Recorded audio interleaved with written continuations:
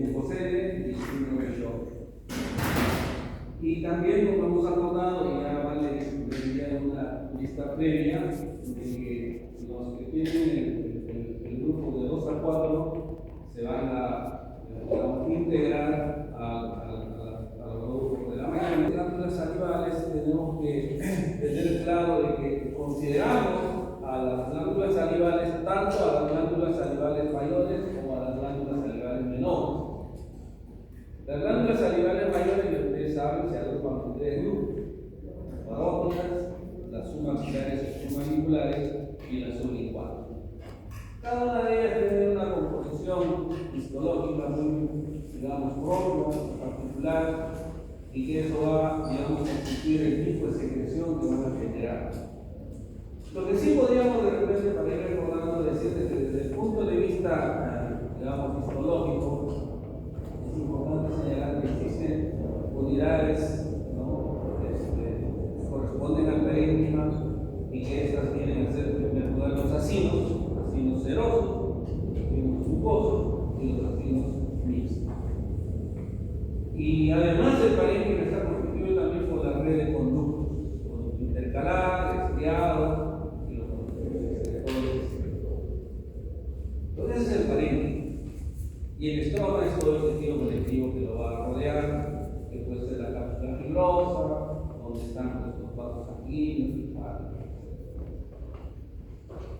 Cuando hablamos de patología de glándulas salivales, usualmente digamos que las que tienen quizás mayor importancia clínica y mayor significado clínico desde el punto de vista clínico, es cierto, por la importancia en cuanto a la función o a la alteración funcional, usualmente están relacionados a patologías de glándulas salivales mayores. Pero también hay patologías de glándulas salivales menores sumamente importantes. Las glándulas salivales menores, recordando, se encuentran distribuidas en toda la mucosa bucal, toda la mucosa. Las glándulas salivales menores básicamente son de naturaleza mucosa.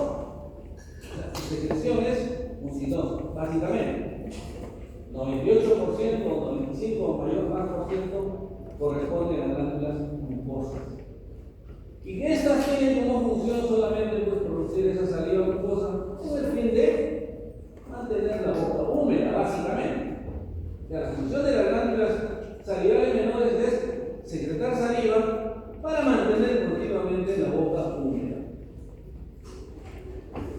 Pero también existen glándulas menores de naturaleza serosa, que son las glándulas de Bocquet, que se encuentran en la parte posterior de la lengua, cuya secreción se va a dar en el surco circunpapilar de las papilas calicifosas, y que tienen también una fisiología importante, sobre todo en la sensibilidad gustativa. Esta secreción es cero. Es la única glándula salival menor de naturaleza serosa. El resto de glándulas salivales menores son de naturaleza mucosa. Entonces también hay patología, tanto patología, digamos, no neoplásica como neoplásica, porque las patologías de glándulas salivales se clasifican en 2 grupos. Las patologías no neoplásicas, es decir, que no cruzan por proliferaciones iberinas, marinas, llamadas también patologías reactivas. ¿Por qué se llaman patologías reactivas? Porque estas van a reaccionar básicamente con una respuesta inflamatoria, a los diferentes estímulos nocivos. Reaccionan inflamando, ya sea una inflamación aguda, una inflamación crónica, una respuesta infecciosa, etc. A los diferentes, digamos, fenómenos que pueden, o de las diferentes causas que pueden actuar sobre ellos, desde mecánicas, traumáticas, biológicas, inmunológicas, etc. Y el otro grupo que lo vamos a desarrollar en la próxima clase es el grupo de las patologías neoplásicas. Hoy vamos a hablar sobre algunas, no todas, es un grupo bastante amplio de las patologías no neoplásicas o reactivas, se llama así patologías reactivas. Bien, en primer lugar vamos a hablar, y rápidamente entramos a lo que es la cialolitiasis o la presencia de cálculo cerebral. La cialolitiasis es una patología en la cual hay una formación de una estructura mineralizada, calcificada. Y aquí podríamos decir de que hay diferentes fenómenos, desde inclusive físico-químicos, que van a estimular la formación de estos cálculos angulares. Inclusive la posición física, anatómica de las glándulas van a intervenir en este riesgo de formación de cálculos angulares, o llamamos también cialolitos. Entonces, estos cialolitos, estas estructuras calcificadas de diferente forma, de diferente tamaño, se van a formar básicamente en los ductos de las glándulas. Y los ductos de las glándulas, y fundamentalmente glándulas salivales mayores, y específicamente con mayor frecuencia en glándulas submandibulares. En glándulas submandibulares. Mayor frecuencia. ¿Y por qué? No? Ya les he dicho. Uno, por razones físico-químicas, características de la saliva, composición de la saliva, ¿no? O sea, gran cantidad de iones, sobre todo de calcio, que van a precipitar, ¿no?, sobre estructuras orgánicas. Normalmente, miren, la formación de los cálculos se da siempre en una base orgánica. Si bien es cierto, es todo inorgánico, ¿no es cierto? El cálculo es inorgánico, es sustancia mineralizada, pero tiene su centro, ¿no?, digamos, de inicio en una base orgánica, ¿no? Puede ser un tejido necrótico, puede ser células, la cosa que es sustancia orgánica, proteínas, básicamente, considerarlas. Sobre esa base orgánica se produce la precipitación, usualmente. Eso es lo que ocurre. ¿Y en qué glándula? Como les decía, no, en la glándula submandibular. Uno, por su composición, por la composición de saliva, pues, cero mucosa, abundante en iones, sobre todo de calcio, fosfato, etc., ¿no?, que va a permitir una mayor resistencia. Otra de las razones por las cuales, digamos, hay un mayor riesgo de formación de cálculos submandibulares es la posición de la glándula. Si bien es cierto, digamos que la glándula de mayor secreción en volumen de saliva diaria es la submaxilar. La submandibular es la que secreta la mayor cantidad de saliva. Se dice que casi un 60% de la saliva, sobre todo la saliva que va a permitir la formación del bolo alimenticio, está sintetizada por la glándula submandibular, la glándula principal, ¿no? Entonces, todo ese volumen tiene que ser, digamos, transportado hacia la mayor parte. La posición de la glándula en realidad es por debajo del piso de la boca. Y su conducto de secreción, ¿cierto?, el conducto muerto, desemboca en el piso de la boca. Entonces, la secreción tiene que sobrepasar ¿qué cosa? La posición, digamos, el límite, ¿no?, superar la fuerza de la gravedad, en primer lugar. O sea, tiene que haber una mayor fuerza de secreción. ¿Eso qué cosa hace? De que la velocidad de secreción sea más lenta o más rápida. Más lenta. Y si es más lenta, en un fluido más lento, la posibilidad de precipitación es mayor o menor. Esa es otra de las razones. Ustedes van a ver pacientes, ¿no?, por cálculos salivales en glándulas generalmente. ¿Y en qué tipo de pacientes? Bueno, pacientes adultos, básicamente pacientes adultos. Entonces, cuando nosotros observamos un cálculo salival, digamos, la apariencia clínica, ¿no es cierto?, va a ser lógicamente de una pequeña tumoración, ¿no?, en la zona del ducto, en este caso en el piso de la boca, si es glándula salival submandibular. Pero el diagnóstico, digamos, complementario que nos va a permitir a nosotros, de alguna manera, desde el punto de vista imagenológico asociado con cálculo, va a ser justamente la radiografía, porque el cálculo como sustancia mineralizada nos va a dar una imagen de radio. Y aquí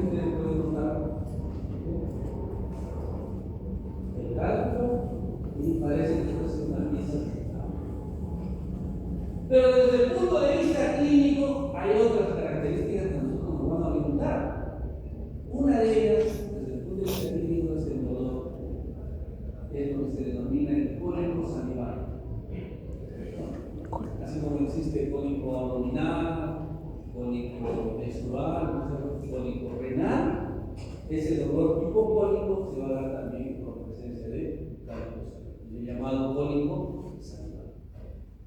Y el cólico salivar se va a presentar en ciertos momentos específicos, sobre todo cuando hay estímulo a la secreción. Cuando hay estímulo a la secreción salivar. Por ejemplo, ¿no? Si un paciente tiene cálculo salivar y piensa y se antoja, por ejemplo, un alimento X, entonces la secreción, esa cantidad de secreción, lógicamente va a tratar de salir, ¿no? Va a tratar de expulsar. Pero como el ducto tiene ese cálculo, la fuerza de la secreción va a tratar un poco de empujar. Ese roce, esa fricción va a generar un dolor. Y el dolor básicamente se va a dar, se dice, antes, durante la alimentación o la masturbación. Inclusive hay digamos, los pacientes que tienen cálculos no quieren ni siquiera pensar en comida. Porque cuando uno piensa en alimentos, no hay un dicho, inclusive no se piensa algo a la boquita. ¿Por qué? Porque hay una secreción del gusto. ¿No es cierto? Hay una estimulación del sistema nervioso autónomo cuando uno ve la comida o huele la comida. Entonces el paciente va a sentir, ¿no es cierto? Ese dolor característico del colon, ¿qué pasa lógicamente si es que no piensa o si es que no introduce ningún alimento? Esa es otra de las características clínicas que nosotros tenemos que observar en ese tiempo. Bien.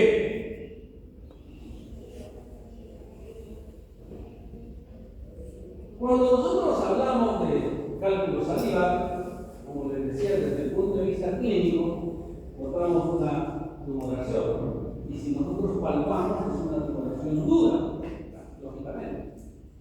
Y que podríamos de repente en un primer instante, quizás por la posición en el piso de boca, de repente confundir con alguna otra lesión, ¿no? Hasta del tipo neoplásico.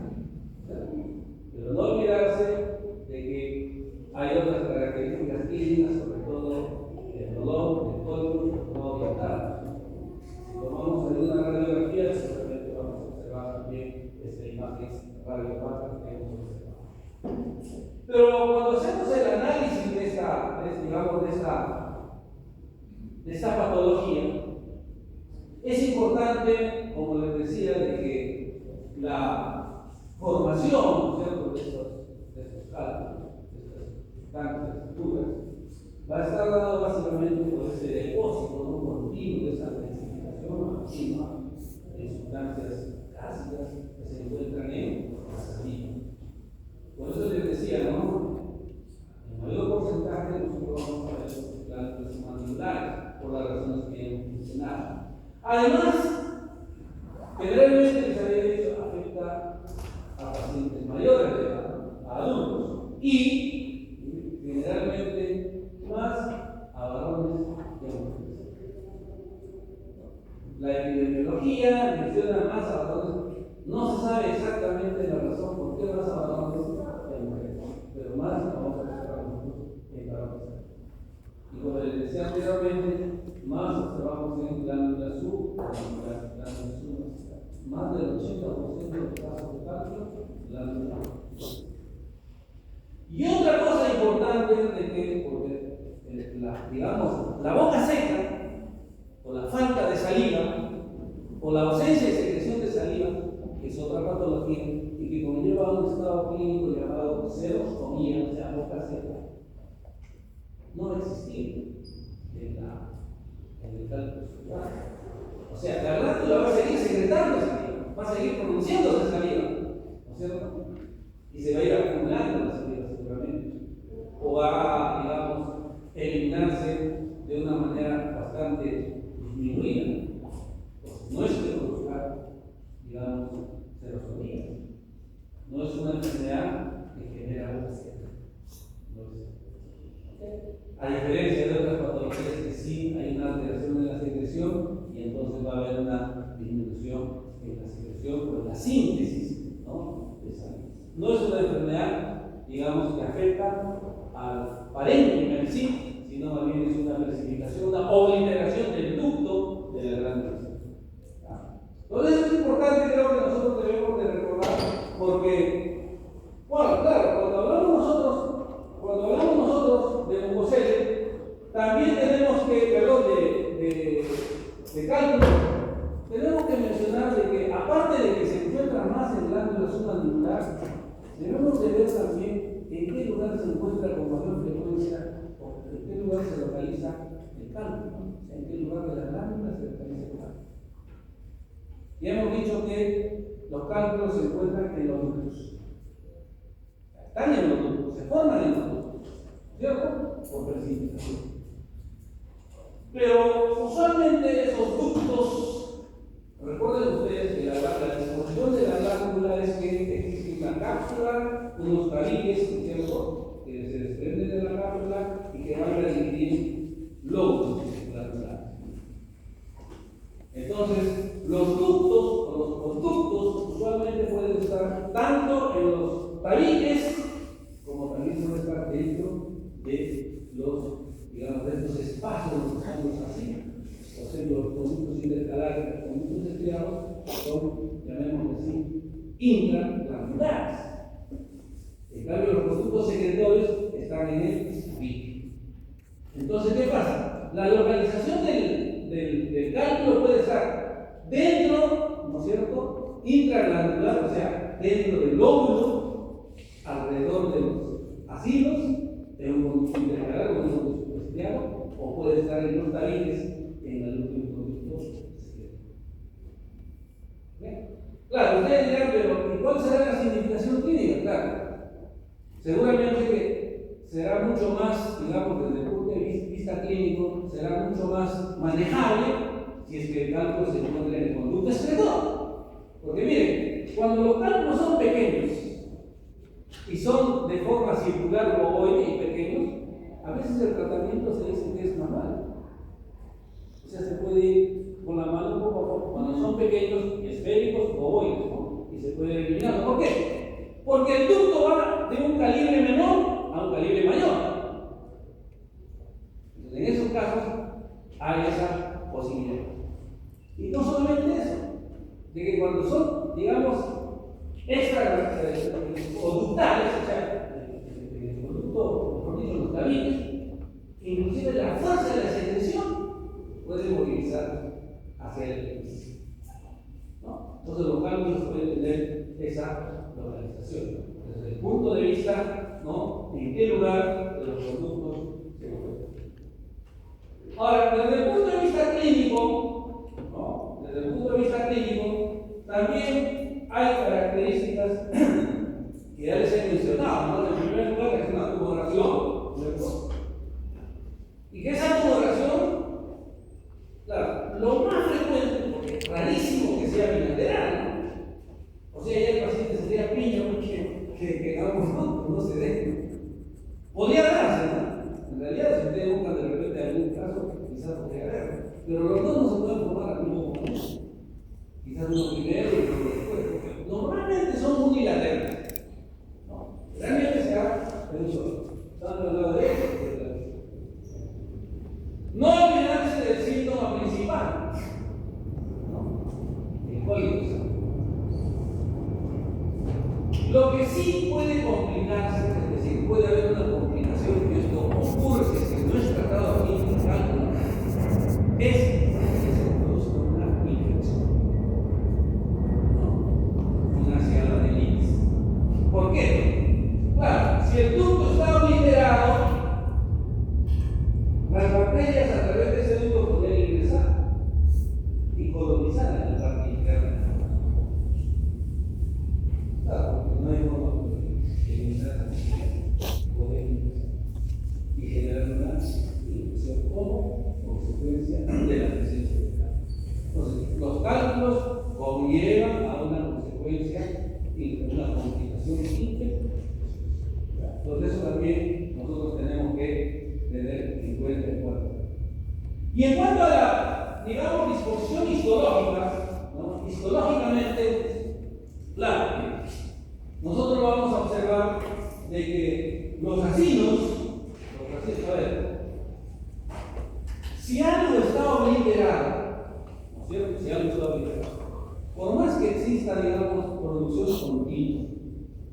pero no hay desfogue en tejidos usualmente circulatorios.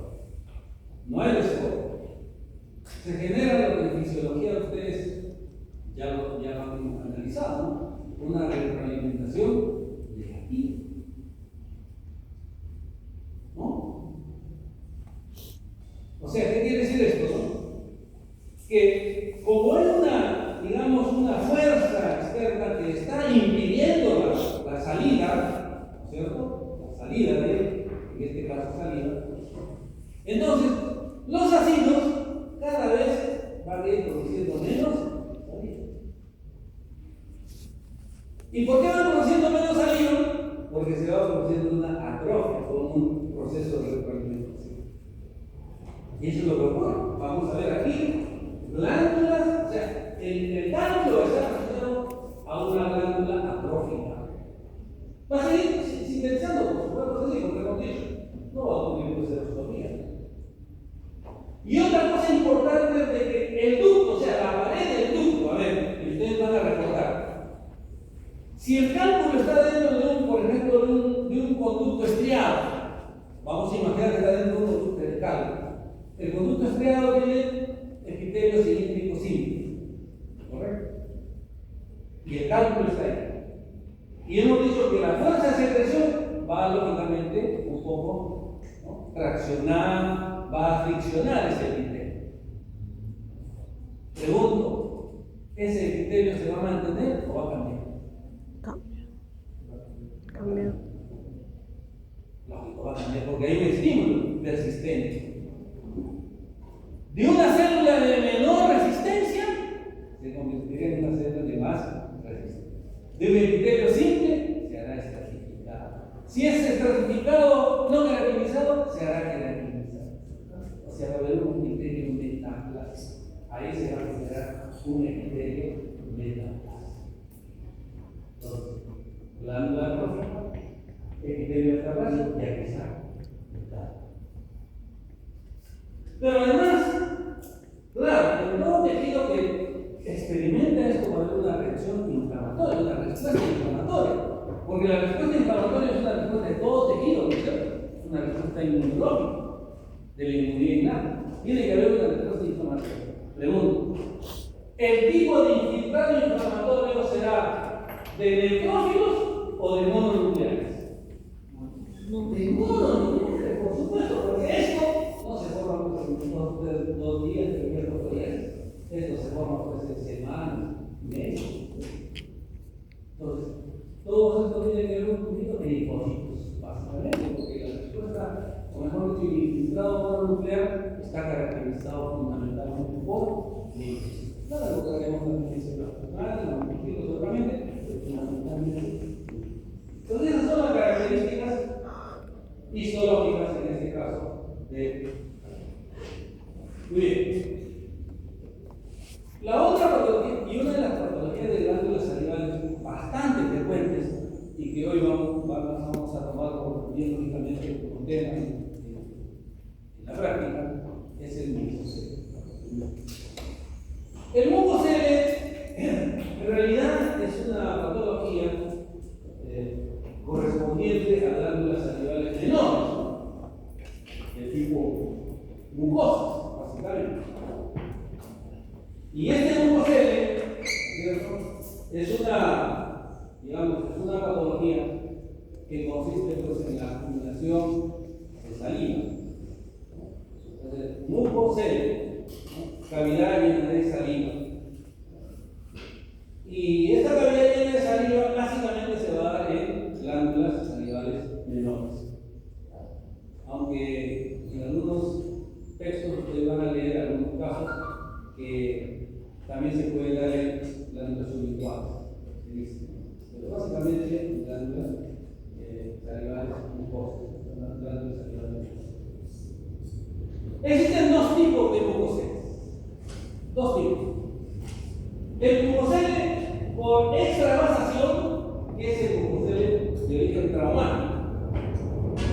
Por ruptura del ducto, o sea, cuando se rompe el ducto de secreción, se rompe por causa traumática. La saliva ya no va a poder ser eliminada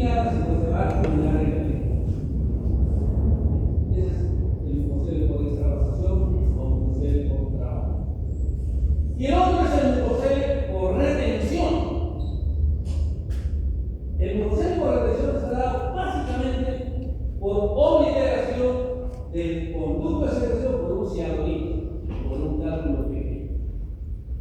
Entonces ustedes estarán, ¿cierto? Estarán asociando. Si es por cianurito, se debe tomar más en adultos. Y además de menos frecuente. Casi el 20% de todos los mucocelos solamente es de repetición. Más del 80% son extravasación.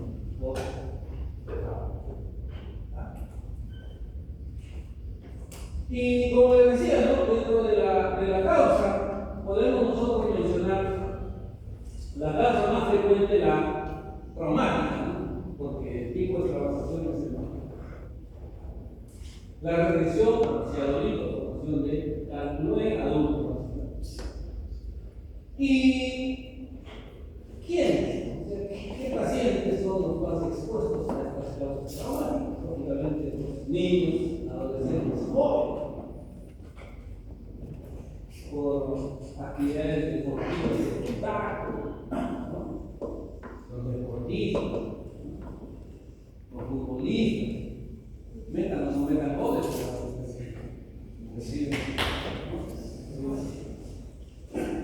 y usualmente viene de extravasación, como le decía, 80%. Eso no. Y solo 20% de extravasación.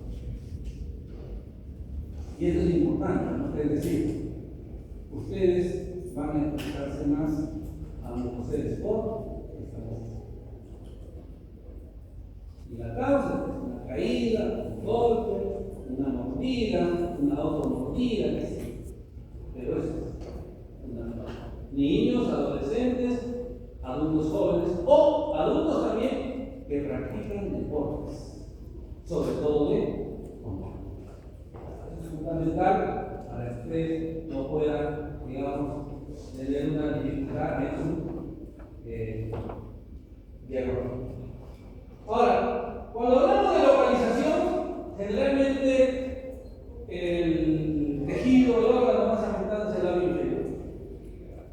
Claro, 80% de extravasación. ¿Por qué? Porque el labio inferior está más expuesto a los golpes, a las mordidas. Pero eso es la localización anatómica, pero también hay una localización histológica. Porque los mucoceles pueden localizarse superficialmente. Mire, hay un mucocele asociado, que llaman mucocele en bote erosivo, asociado al líquido blando.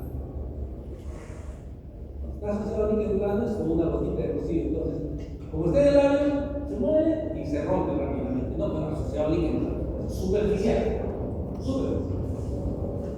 Los más comunes son los mucosos y los submucosos profundos. Vamos a observar acá, por ejemplo, clínicamente, cómo se observa. Ahí. Este es mucoso.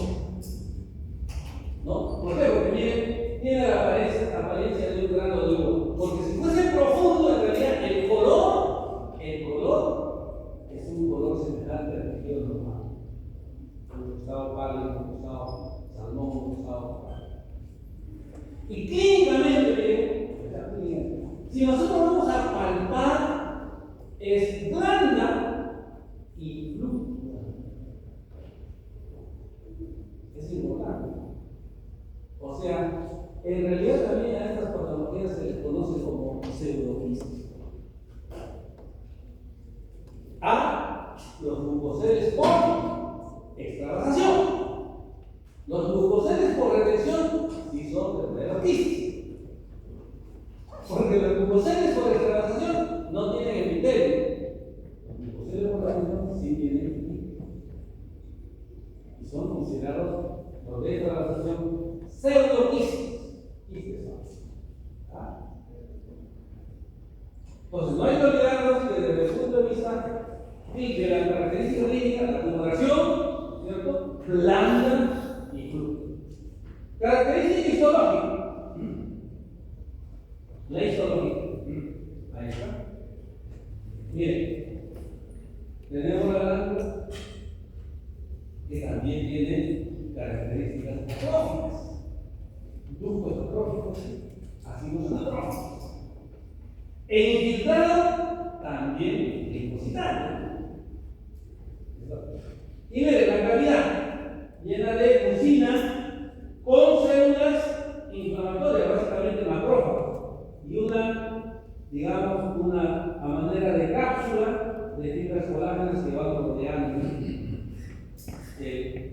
digamos, esta cavidad, porque no tiene. Estas células, estos macrófagos, están fagocitando la mucina, es de la mucina, o sea, la saliva.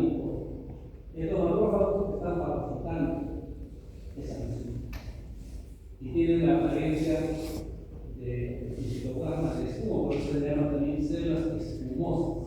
A los macrófagos se les denomina células espumosas, ¿por qué? Porque como fagocitan la saliva mucinosa, estas vacuolas aparentan pues una estructura espumosa.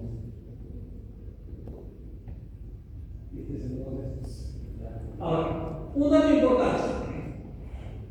Usualmente cuando los cirujanos o cuando el odontólogo realiza el tratamiento ¿saben cuál es? Es la escisión. La escisión de la patología más la glándula.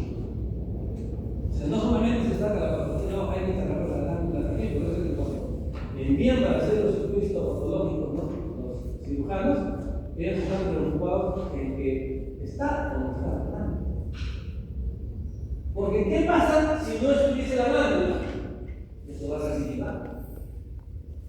Claro, porque si dejamos la glándula, el ducto sigue roto. Y eso va a seguir como una vez. Entonces, ¿qué hay que hacer? Al momento de eliminar la patología y también la glándula que generalmente está en el fondo. Y clínicamente se puede observar, entonces una bolita. Eso es importante. Solo así el tratamiento será débil. Cuando usted diga, ¿y por qué vamos a eliminar la glándula? Una glándula salival no tiene mucha importancia, ¿no? Digamos, ¿por qué? Porque la secreción salival de esa glándula es un porcentaje mínimo, ¿no? Que mínimamente no va a tener ningún sentido. Bien.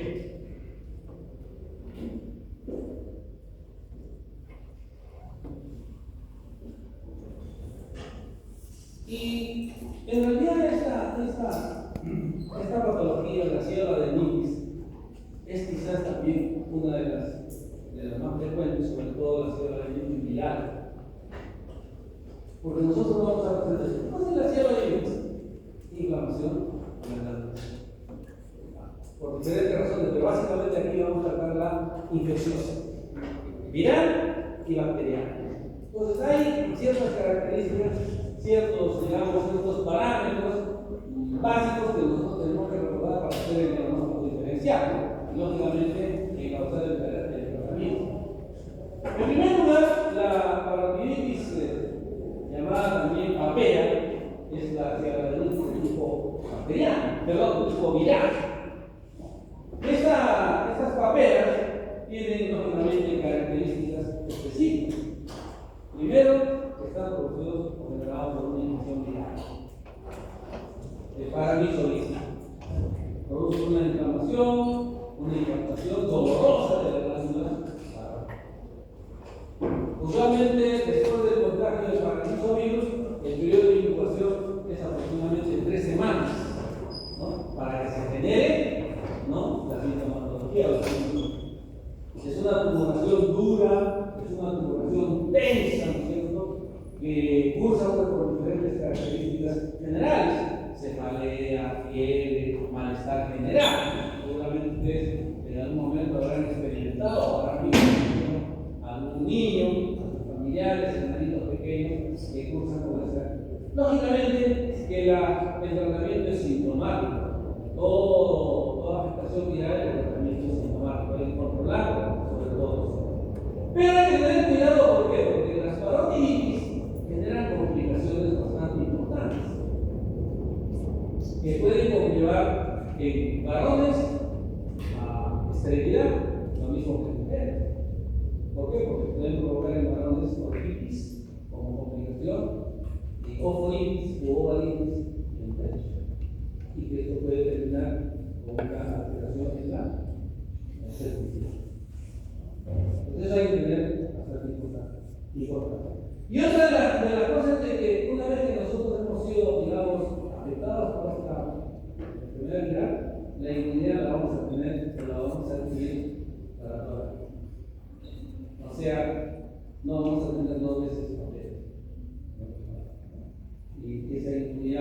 digamos, la medida natural, es una sola vez. Es importante. Ahora, ese es el tipo viral. Pero hay que diferenciarlo del tipo bacteriano, porque el tipo bacteriano también tiene sus propias características. El tipo bacteriano usualmente va a tener ciertas condicionantes, porque el bacteriano sí es una infección por bacterias. Y una de las primeras diferencias es de que el tipo bacteriano va a generar necrosis liposarctiva. Y esa necrosis liposarctiva va a hacer de que exista una producción de material purulento. A diferencia del viral, salvo que se complique, pero aquí. Y hay una condicionante importante: pacientes con serostomía grave. Por ejemplo, pacientes con síndrome de Sjögren, ahora vamos a ver el síndrome de Sjögren, son pacientes que pueden usar o pueden complicarse con cianosis de tipo 1. Y la cianosis de tipo bacteriana usualmente está dado o generado por una infección por estafilococos aureus. De igual manera es una población dolorosa, con secreción de pus, y de igual manera también trae malestar general, fiebre, decaimiento, etc. ¿No? Casi similar a la viral. Quizás el punto, digamos, de importancia va a ser que ustedes busquen primero la condicionante previa, ¿no? Estado de serostomía. Segundo, secreción purulenta. Eso corresponde con una cianosis. Claro, si aquel tratamiento es sintomático, aquel tratamiento es antibiótico terapia. Bien. Y finalmente, vamos a hablar sobre el síndrome de Sjögren, que también es motivo de la exposición. El síndrome de Sjögren es una enfermedad autoinmune. ¿Y qué cosa es la autoinmunidad? ¿Cómo se conceptualiza la autoinmunidad? La autoinmunidad es una alteración de la respuesta inmunitaria por fallo en una de las características de la inmunidad del tipo A. ¿Cuál es? La tolerancia inmunológica.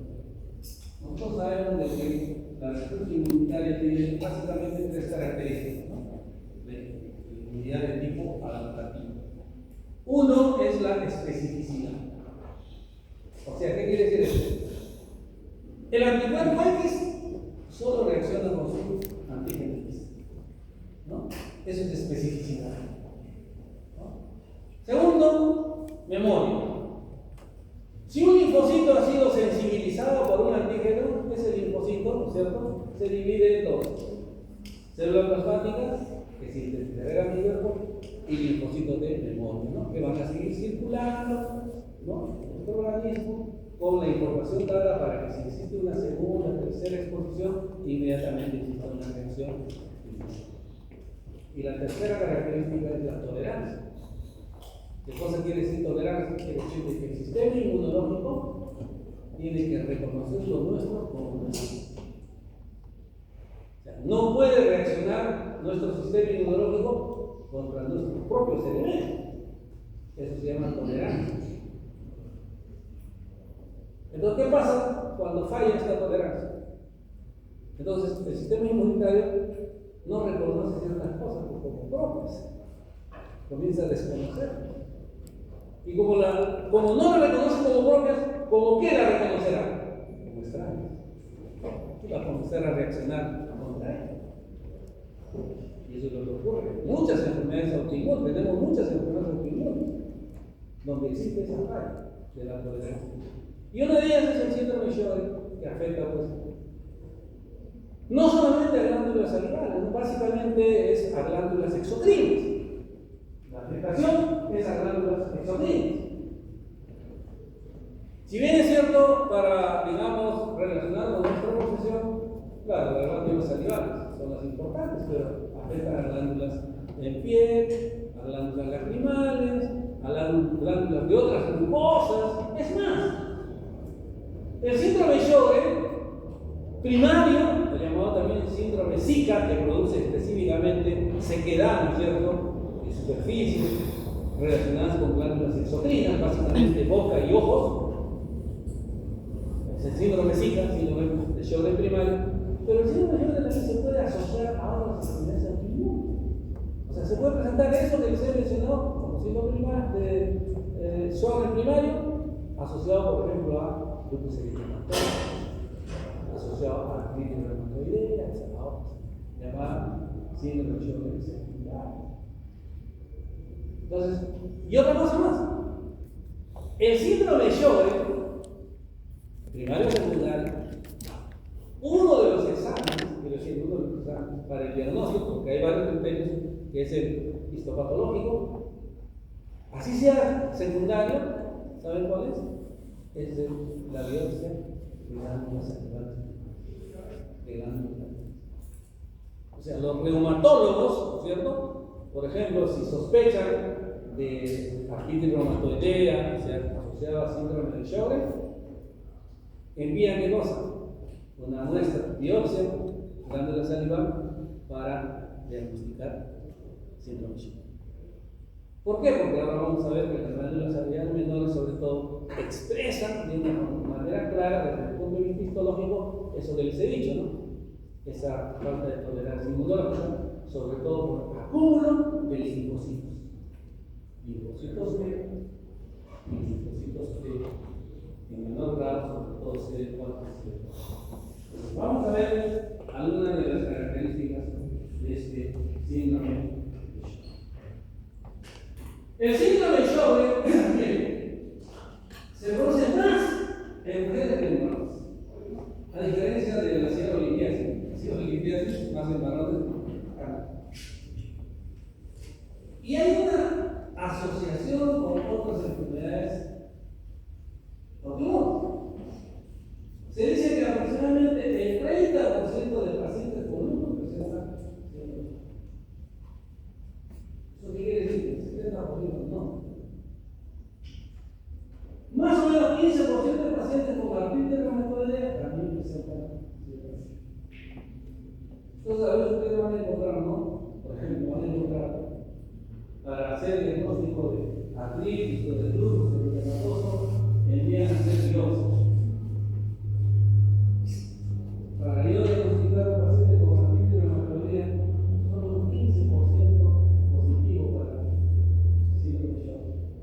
¿Será un examen que tenga una elevada sensibilidad? No, enviaré el examen. Esa es la importancia que tiene los conocimientos.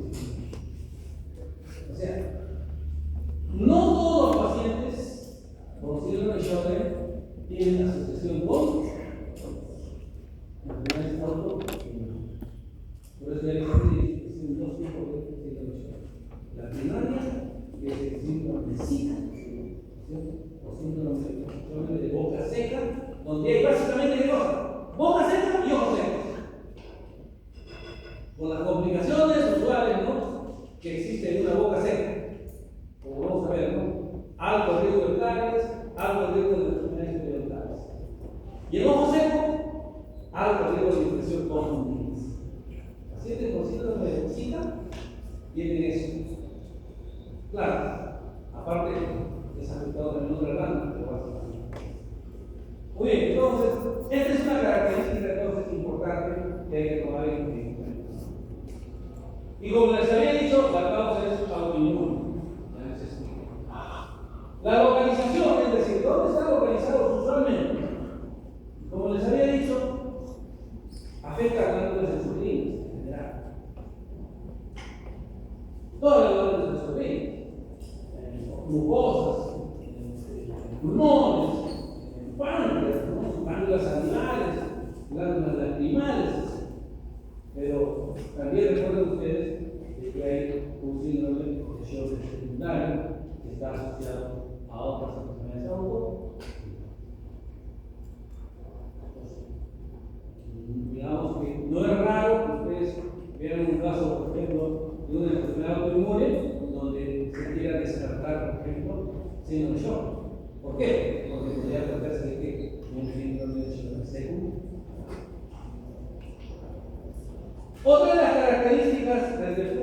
extraclínico, en este caso sí, ¿cierto? En este caso sí, hay una disminución de la secreción sanguínea. Aquí sí hay serostomía. ¿Y por qué hay serostomía? Porque, miren, la reacción autoinmune va a hacer de que la glándula salival sea invadida por linfocitos. Por linfocitos B, básicamente, ¿no es cierto? Que sintetizan básicamente dos autoanticuerpos. Y linfocitos T, como les decía, CD4, CD8, y todos estos poco a poco van a ir invadiendo la glándula y van a ir reemplazando a los acidos y a los ductos. Entonces llegará un momento en que esa glándula, lógicamente, no tenga acido ni ducto. Pero esa invasión es gradual. Entonces, al ser gradual, al inicio habrá ciertas zonas, ciertos núcleos de invasión de linfocitos, y poco a poco estos irán aumentando e irán reemplazando el parénquima glandular. De igual manera, la secreción salival irá gradualmente disminuyendo. O sea, la serostomía es gradual. Entonces, boca seca. Esa es la característica. ¿Por qué? Porque hay atrofia parenquimal, desaparición de ácidos. ¿Qué va a sintetizar saliva? Y entonces vamos a observar que en cavidad bucal hay un alto riesgo de sangre. Mucosa seca, de igual manera con alto riesgo de infección. Bien, esa lengua agrietada, característica. ¿Susceptible a qué? Recuerden ustedes de que una de las causas de la disbiosis, ¿qué cosa es la disbiosis? La ruptura del equilibrio ecológico en el organismo. Recuerden ustedes que las bacterias están en un equilibrio, ¿no? En una eubiosis, en una simbiosis. Bacterias buenas, bacterias malas, están conviviendo. Una de las causas de ese rompimiento, de que se produce ese desequilibrio, que existan más bacterias malas que buenas, es la serostomía. Provocada, en este caso, por el síndrome por una autoinmune.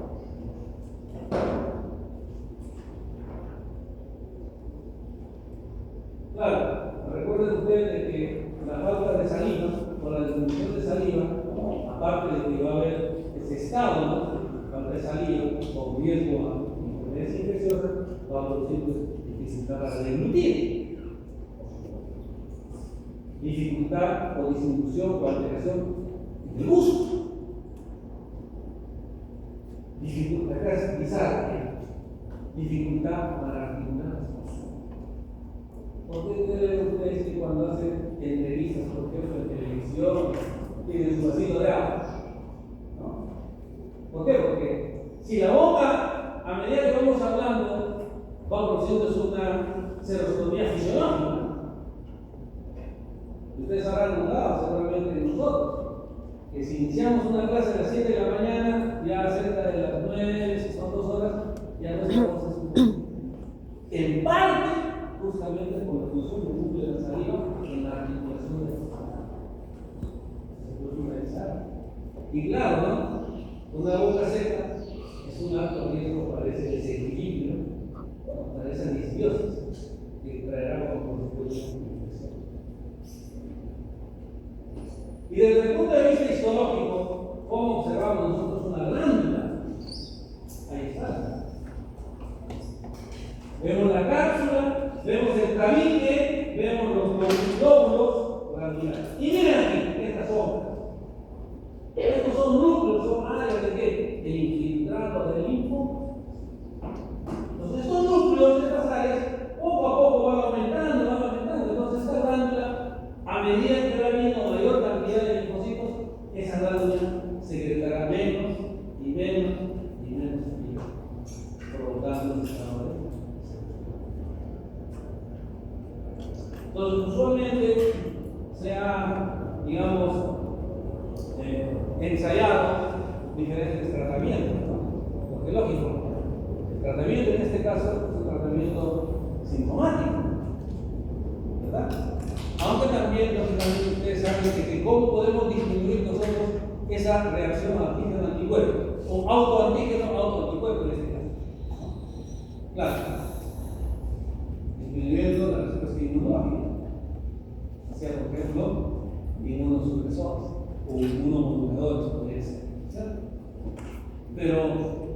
caso de la boca seca, también hay otros tratamientos. Por ejemplo, estímulo a la secreción. Estimular a los pacientes con diferentes mecanismos, desde mecanismos mecánicos hasta farmacológicos. Recuerden ustedes, el estímulo mecánico no cosa puede ser, vamos a ver, no sé, cítricos, gomas de mascar, medicamentosos, ¿no? Por ejemplo, las drogas cialobas, ¿no? Carbajol, que estimulan. Pero hasta un cierto momento, ¿no? Porque ¿qué pasa si todavía la mente está, qué cosa vamos a estimular? Entonces ahí entra la terapia por sustitución. Hay que sustituir, ¿no?, la saliva por saliva artificial. Hoy venden preparadas de saliva artificial. Pero lo más importante es qué cosa, mantener la boca seca. ¿No? ¿Por qué? Porque 98% de la composición de la saliva es agua. Es más, pueden hasta ser preparados caseros de saliva. Hay fórmulas caseras de saliva para los pacientes. Preparados de saliva, ¿no?, casera, para mantener la boca húmeda. Para que esa serostomía no sea un factor de riesgo para esa disbiosis, como ustedes saben, puede provocar infección, no solamente en dientes, sino también en mucosa bucal y en general. Lo que hemos visto, por ejemplo, a ver, la cialodenitis bacteriana. ¿Cuál es la causa común de cialodenitis bacteriana? Entonces, esa es la importancia de esta persona. Muy bien. ¿Listo? Todo ha estado previamente calculado antes de... No sé si tengan alguna pregunta. Todo ha quedado claro y seguramente va a quedar más claro en la práctica. En la práctica vamos a ver estas dos síndromes de organismo. Listo, a ver, por favor, la asistencia.